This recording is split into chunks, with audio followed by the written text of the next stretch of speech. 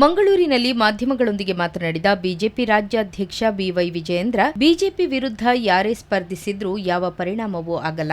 ನಮ್ಮ ಕಾರ್ಯಕರ್ತರು ಹಾಗೂ ಮುಖಂಡರು ಮತದಾರರನ್ನ ತಲುಪಿದ್ದಾರೆ. ಬಿಜೆಪಿ ಹಾಗೂ ಅಭ್ಯರ್ಥಿಗಳ ಮೇಲೆ ಜನರು ವಿಶ್ವಾಸ ಇಟ್ಟುಕೊಂಡಿದ್ದು, ನಮ್ಮ ಗೆಲುವಿನ ಅಂತರ ಹೆಚ್ಚಾಗಲಿದೆಯೇ ಹೊರತು ಕಡಿಮೆಯಾಗಲ್ಲ. ಯಾರು ಏನೇ ಹೇಳಿದ್ರೂ ನಮ್ಮ ಮೇಲೆ ವ್ಯತಿರಿಕ್ತ ಪರಿಣಾಮ ಬೀರಲ್ಲ ಎಂದರು.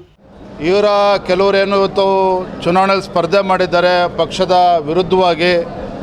ಇದರ ಪರಿಣಾಮ ಏನೂ ಕೂಡ ಆಗೋದಿಲ್ಲ.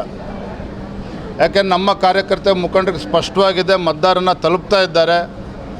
ಪ್ರಬುದ್ಧ ಮತದಾರ ಏನಿದ್ದಾರೆ ಅವರು ಕೂಡ ಭಾರತೀಯ ಜನತಾ ಪಾರ್ಟಿ ಬಗ್ಗೆ ವಿಶ್ವಾಸನ ಇಟ್ಕೊಂಡಿದ್ದಾರೆ, ನಮ್ಮ ಅಭ್ಯರ್ಥಿಗಳ ಬಗ್ಗೆ ವಿಶ್ವಾಸ ಇಟ್ಕೊಂಡಿದ್ದಾರೆ, ಭೋಜೇಗೌಡರ ಬಗ್ಗೆ ವಿಶ್ವಾಸ ಇಟ್ಕೊಂಡಿದ್ದಾರೆ. ನಮ್ಮ ಗೆಲುವಿನ ಅಂತರ ಜಾಸ್ತಿ ಆಗುತ್ತೆ ಹೊರತು ಕಡಿಮೆ ಆಗೋದಿಲ್ಲ ಎರಡೂ ಕ್ಷೇತ್ರದಲ್ಲಿ. ಶಿಕ್ಷಣ ಸಚಿವ ಮಧು ಬಂಗಾರಪ್ಪ ವಿರುದ್ಧ ಅಸಮಾಧಾನ ವ್ಯಕ್ತಪಡಿಸಿದ ವಿಜಯೇಂದ್ರ, ಶಿಕ್ಷಣ ಸಚಿವರ ಬಗ್ಗೆ ನಾನು ಹೇಳಿಕೆ ನೀಡಿರುವ ಉದ್ದೇಶ ಮತ್ತು ಹಿನ್ನೆಲೆ ಬೇರೆಯದ್ದೇ. ರಾಜ್ಯದ ಜನತೆ ಶಿಕ್ಷಣ ಕ್ಷೇತ್ರ ಕಲುಷಿತಗೊಂಡಿದೆ ಎಂದು ಮಾತನಾಡುತ್ತಿದ್ದಾರೆ. ಪೋಷಕರು ಮಕ್ಕಳು ಪರದಾಡುತ್ತಿದ್ದಾರೆ. ಅದರ ಬಗ್ಗೆ ಶಿಕ್ಷಣ ಸಚಿವರು ಮೊದಲು ಗಮನ ಕೊಡಲಿ ಎಂದರು.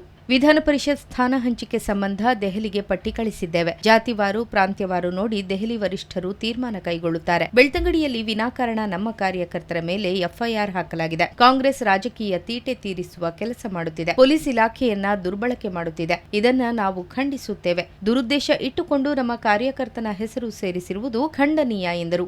ಈಗಾಗಲೇ ಹೇಳಿದ್ದೇನೆ, ವಿನಾಕಾರಣ ನಮ್ಮ ಕಾರ್ಯಕರ್ತರೆಲ್ಲ ಎಫ್ಐಆರ್ ಅಲ್ಲಿ ಸೇರಿಸ್ಕೊಂಡು ಈ ರಾಜಕೀಯ ತೀಟೆ ತೀರಿಸ್ಕೊಳ್ತಕ್ಕಂಥ ಕೆಲಸ ಕೆಲವು ಕಾಂಗ್ರೆಸ್ ಮುಖಂಡರು ಏನು ದುರ್ಬಳಕೆ ಮಾಡ್ಕೊಳ್ತಾ ಇದ್ದಾರೆ ಪೊಲೀಸ್ ಇಲಾಖೆಯನ್ನು, ಅದು ನಾವು ಖಂಡಿಸ್ತೇವೆ.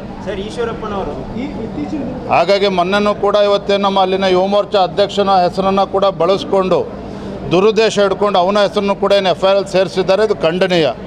ಇದು ನಾವು ಹೋರಾಟವನ್ನು ಮಾಡ್ತೇವೆ. ನಮ್ಮ TV the pulse of coastal Karnataka.